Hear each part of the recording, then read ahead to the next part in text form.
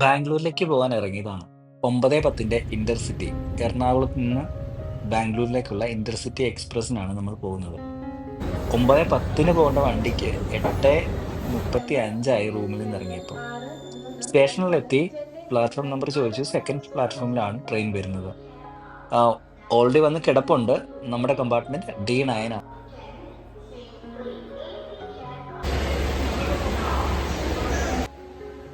കയറിയിരുന്നു. അത്യാവശ്യം വൃത്തിയും കാര്യങ്ങളൊക്കെ ഉണ്ട്. തീരെ തിരക്കില്ല കേട്ടോ. ഇവിടുന്ന് അധികം ആരും ഇല്ലാന്ന് തോന്നുന്നുണ്ട്. മേ ബി കുറച്ചങ്ങോട്ട് ചെല്ലും തോറും ആൾക്കാർ കൂടുമായിരിക്കും. ചാർജിങ് സോക്കറ്റ് ഉണ്ട് നമ്മുടെ അടുത്ത് തന്നെ. അതൊരു നല്ല കാര്യമാണ്. പിന്നെ ഫാൻസ് എല്ലാം വർക്കിംഗ് ആണ്. അത്യാവശ്യം വളരെ നീറ്റ് ആൻഡ് ക്ലീൻ ഒക്കെയാണ്. എറണാകുളത്ത് സൗത്തിൽ നിന്നാണ്, അതായത് ജംഗ്ഷനിൽ നിന്നാണ് ട്രെയിൻ എടുക്കുന്നത്. നോർത്തിൽ സ്റ്റോപ്പില്ല. പിന്നെ ഉള്ളത് ആലുവയാണ്. ആലുവ കഴിഞ്ഞാൽ തൃശ്ശൂര്, പാലക്കാട്. ഇത്രയും സ്റ്റോപ്പുകളാണ് കേരളത്തിലുള്ളത്. ഞാൻ ആദ്യമായിട്ടാണ് ഒരു ട്രെയിനിൽ പകൽ യാത്ര ചെയ്യുന്നത്. പണ്ട് ബാംഗ്ലൂർ പഠിക്കുന്ന സമയത്ത് കുറേ തവണ ട്രെയിനിൽ ട്രാവൽ ചെയ്തിട്ടുണ്ട്. റെഗുലറായിട്ട് ട്രെയിനിലായിരുന്നു യാത്ര ചെയ്തിട്ടിരുന്നത്. പക്ഷെ അതൊക്കെ നൈറ്റ് ആയിരുന്നു. വൈകുന്നേരങ്ങളിലുള്ള ട്രെയിനുകളായിരുന്നു പോകുന്നതും വരുന്നതും ഒക്കെ. നമ്മളിപ്പോൾ ക്രോസ് ചെയ്യുന്നത് ആലുവ പുഴയാണ്.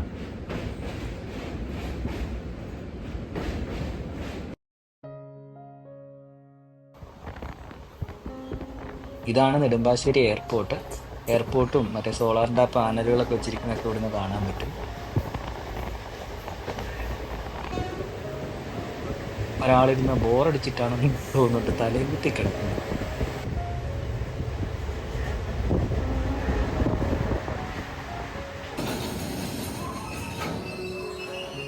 ഇത് പെട്രോളിയം കൊണ്ടുപോകുന്ന ട്രെയിനാണ്. മറ്റേ BPCLലേക്ക് പെട്രോളിയത്തിൻ്റെ.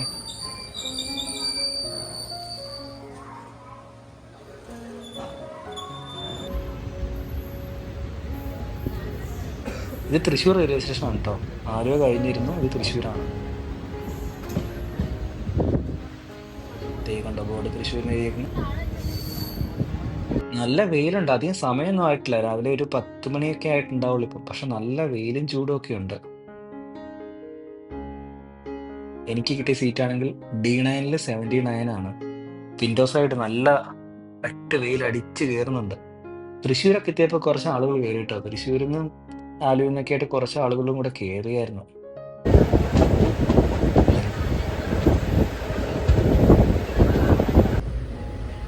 ഒരു ഊള ചായ പറയാണ്ടിരിക്കാൻ വയ്യ. ചുമ്മാ ഒരു ഗ്ലാസ്സിൽ കുറച്ച് പാലും ഒരു മറ്റേ ടീ ബാഗ് കിട്ടുന്നു. 5 പൈസയ്ക്ക് കൊള്ളില്ല.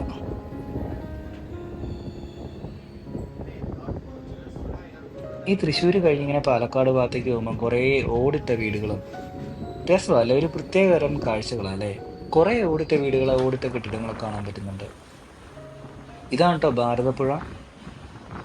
ഇപ്പം അത്യാവശ്യം വെള്ളമൊക്കെ ഉണ്ട്. ചില സമയത്ത് പോകുമ്പം കാണാൻ പറ്റി വരണ്ട് കിടക്കുന്നു. എന്തോ പണി നടക്കുന്നുണ്ടെന്ന് തോന്നുന്നു. കുറേ ഓഫീസേഴ്സൊക്കെ അവിടെ ഇവിടെയൊക്കെ ആയിട്ട് നിൽപ്പുണ്ട്. കുറച്ച് മുമ്പ് നമ്മൾ കണ്ടതൊക്കെ നല്ല ഉണങ്ങിക്കിടക്കുന്ന നെൽപ്പാടങ്ങൾ, അതായത് കൊയ്ത് കഴിഞ്ഞ പാടങ്ങളാണെങ്കിൽ ഇവിടെയൊക്കെ പാലക്കാട് എടുക്കുന്ന ഒരു നല്ല പച്ചപ്പ്, നല്ല നല്ല രസമുള്ള കാഴ്ച.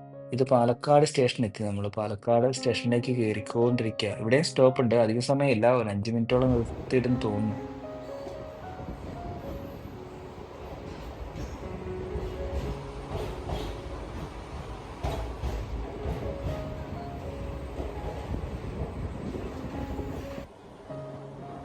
പാലക്കാട് ചൂടൊരു രക്ഷയില്ല കേട്ടോ. നല്ല കാറ്റിന് വരെ ചൂട്.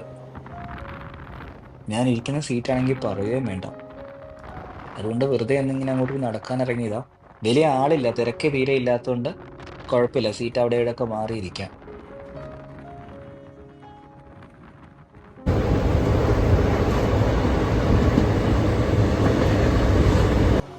ഈ വ്യൂ കൊള്ളാമല്ലേ. കുറേ തെങ്ങും മലയും ആകാശവും.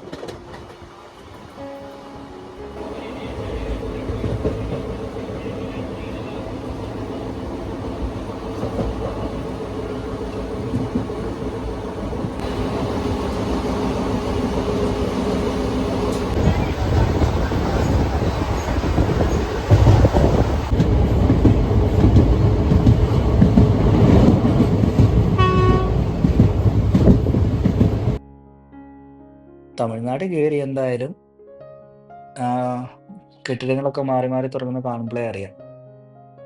ആ മലയുടെ മുകളിൽ എന്തോ ഉണ്ടല്ലോ, അമ്പലം മറ്റോ ആയിരിക്കും.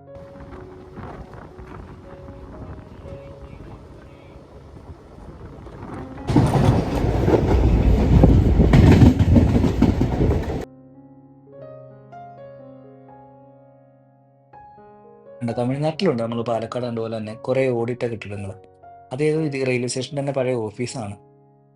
പോത്തന്നൂർ ജംഗ്ഷൻ ആണ് കേട്ടോ ഇത്. പോത്തന്നൂരാണോ പൊതന്നൂരാണോ, എന്തോ. ഇവിടെ പക്ഷേ സ്റ്റോപ്പില്ല, നമ്മൾ ഇവിടെ സ്റ്റോപ്പ് ചെയ്യണില്ല.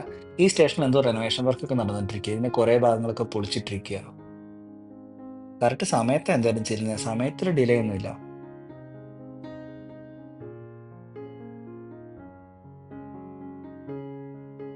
അങ്ങനെ നമ്മൾ കോയമ്പത്തൂർ റീച്ച് ആവാറായി, കോയമ്പത്തൂരിലേക്ക് എത്തിക്കൊണ്ടിരിക്കണം. ആ കാണുന്നതൊക്കെ കോയമ്പത്തൂർ ടൗണിന്റെ ചില ഭാഗങ്ങളാണ്.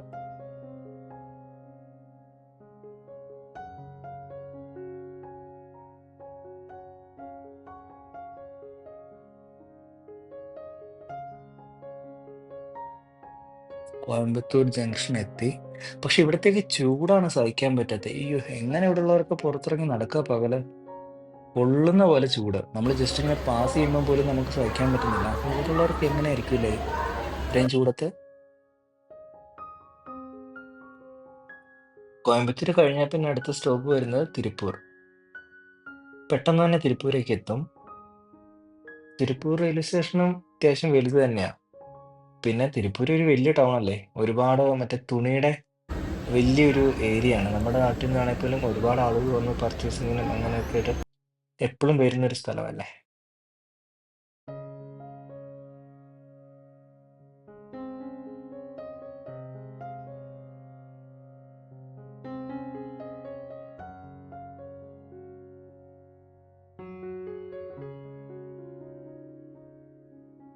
തിരുപ്പൂർ കഴിഞ്ഞാൽ പിന്നെ നമ്മുടെ ട്രെയിനിന് അടുത്ത സ്റ്റോപ്പ് ഉള്ളത് ഈറോഡാണ്.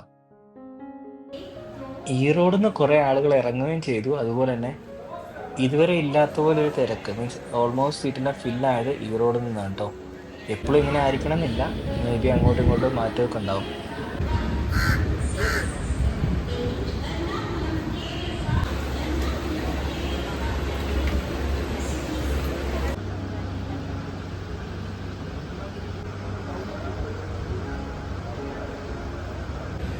ഈ ഒരു വ്യൂ കൊള്ളാമല്ലേ, ആ റെയിൽവേ സ്റ്റേഷനും മരങ്ങളും പച്ചപ്പും ഒക്കെ ആയിട്ട് നല്ല ഭംഗിയില്ലേ.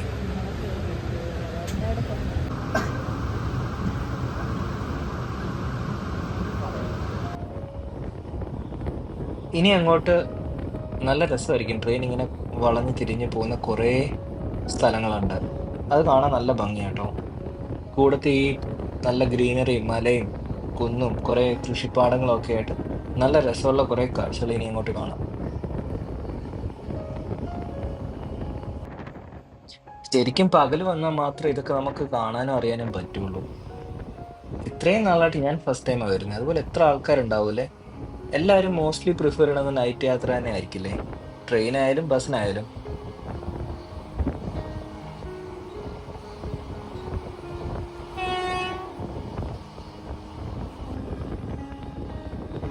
രാത്രി ഇതുവഴിയൊക്കെ പോകുമ്പോഴേ അറിയേയില്ല. നമ്മൾ നോർമലി ട്രെയിനിൽ രാത്രി ട്രാവൽ ചെയ്യുമ്പം ഈ സ്ഥലങ്ങളൊക്കെ ഇത്ര ഭംഗിയുള്ളതാണെന്ന് മനസ്സിലാവുകയില്ല. അതുകൊണ്ട് തന്നെ ഞാൻ ഇത്തവണ പകല് പോകാന്ന് വെച്ചേ.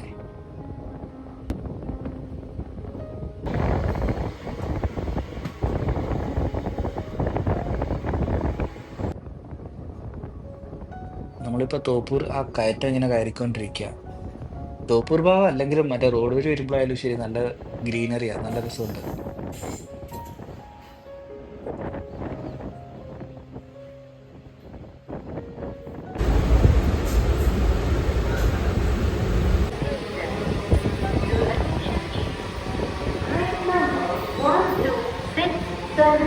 Intercity Superfast Express from Ernakulam to Bangalore via Bangalore. The last on platform number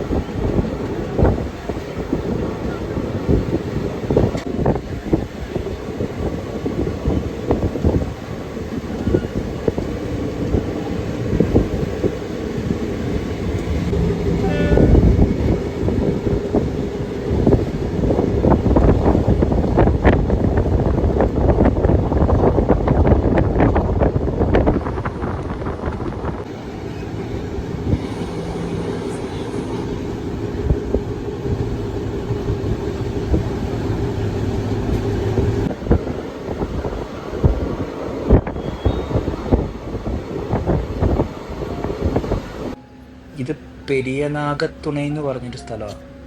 ഇങ്ങനെയൊക്കെ സ്ഥലം ഉണ്ടെന്ന് തന്നെ അറിയുന്നത് ഫസ്റ്റ് ടൈം കേട്ടോ. ഇവിടെ എന്തിനാണെന്നറിയില്ല, ഒരു 5 മിനിറ്റ് ആയിട്ട് ട്രെയിൻ ഹോൾട്ട് ചെയ്തേക്കുക. മേ ബി വേറെ ഏതെങ്കിലും ട്രെയിൻ തിരിച്ചു പോകാനുണ്ടായിരിക്കും. ഒരു വലിയ പാറ, അതിന്റെ മുകളിൽ എന്തോ ഉണ്ടല്ലോ. നമ്മള് ബാംഗ്ലൂർ റീച്ച് ആവാറായിട്ടോ. ആക്ച്വലി ഇലക്ട്രോണിക് സിറ്റിയിലേക്ക് 13 കിലോമീറ്ററേ ഉള്ളൂ. പക്ഷെ ഞാൻ ഇവിടെ ഇറങ്ങി പോയിട്ടില്ല. എനിക്ക് വലിയ പരിചയമില്ലാത്തതുകൊണ്ട് ഇവിടെ ഇറങ്ങുന്നില്ല. അല്ലെങ്കിൽ നമുക്ക് അവിടെ ഇറങ്ങി അങ്ങനെ പോയാൽ മതിയായിരുന്നു. അത്യാവശ്യം നല്ല തിരക്കുണ്ടല്ലോ. ഇടയ്ക്ക് കുറച്ച് സമയം അവിടെ ഇവിടെയൊക്കെ ട്രെയിൻ പിടിച്ചിട്ടെങ്കിലും കറക്റ്റ് 9:10 തന്നെ നമ്മൾ ബാംഗ്ലൂർ റീച്ചായി.